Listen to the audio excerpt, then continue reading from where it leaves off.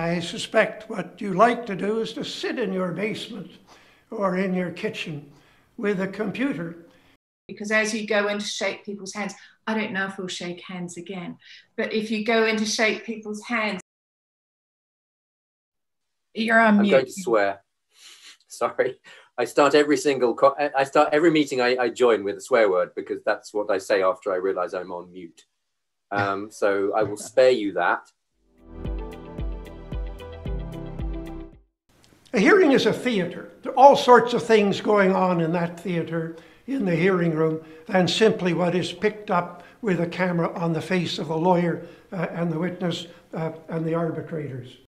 Of course, if you prefer to do your litigation from an office rather than the Japanese room at the Peace Palace, you will vote for Mr. Kaplan. But I think we have to be realistic about whether most of the stages in arbitration can genuinely justify flying halfway around the world for a half-a-day meeting in the Japanese room or somewhere else. The overriding factor must be convenience. It's a wide word, I accept. That includes looking at the cost and looking at whether all the expense is justified for the hearing.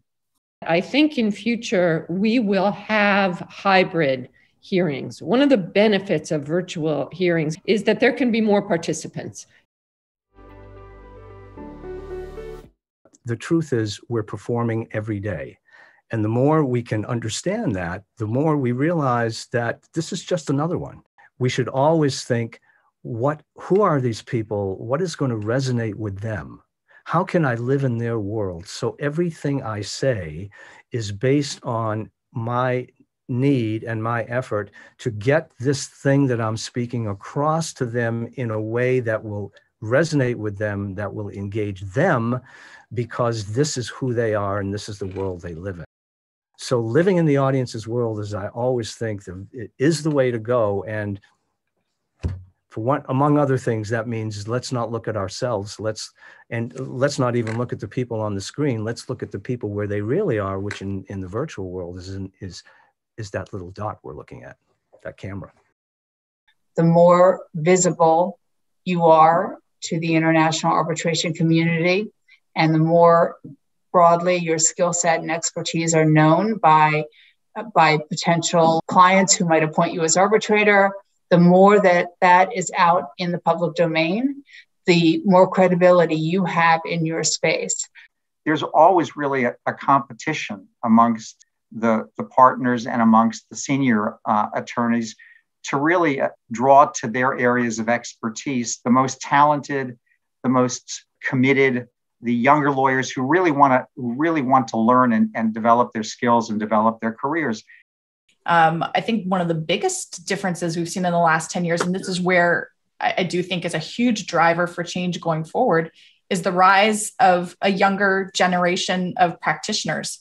All of these young arbitration groups have made a huge difference in giving a stage to people at a much younger point in their careers. And I think have given an opportunity for them to get known and to branch out into what is also becoming a sort of a new thing, which is the idea of a younger class of arbitrators.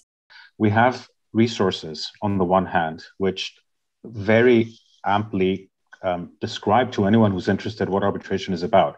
And I think ultimately this is, in my view, what's going to be one of the major changes over the next 10 to 20 years, well, probably 10 years, that wider use of arbitration in fields. Sometimes I think calling it networking makes it sound seedier, like we have to have this everything put together. And in truth, as Wendy said, it's just getting to know one another.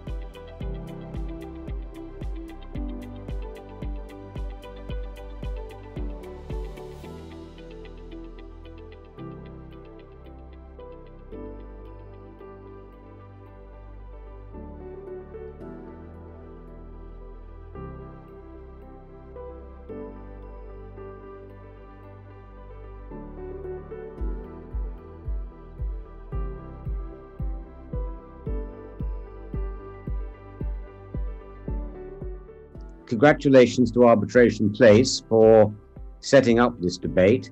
It's extremely well timed because it was, after all, a year ago yesterday, at least Australian time, that the pandemic was announced by the WHO. Everybody involved in the Arbitration Place Invitational Moot was thanked in the closing, except for one amazing person, and that's Kimberly Stewart. So Raven, Eric, and I are going to remedy that now. Kim, on behalf of everyone involved in the Arbitration Place Invitational, the students, the coaches, the arbitrators, the speakers, all the viewers of the 5 terrific feature events, Anthony Damesis, who was so instrumental in this moot, and the entire Arbitration Place Invitational team. We thank you so much for your vision for Arbitration Place Virtual, for your vision for the pre-moot, for your perseverance throughout, for your leadership, and for making all of this happen. I wish to end by expressing my great gratitude to all of those who made the Arbitration Place Invitational a reality and a success. I thank the students and their coaches already. They were the main event. But of course, there could not have been a pre-moot without so many wonderful arbitrators from Canada and around the world giving of their time and energy to preside in the rounds and to provide valuable feedback to the students.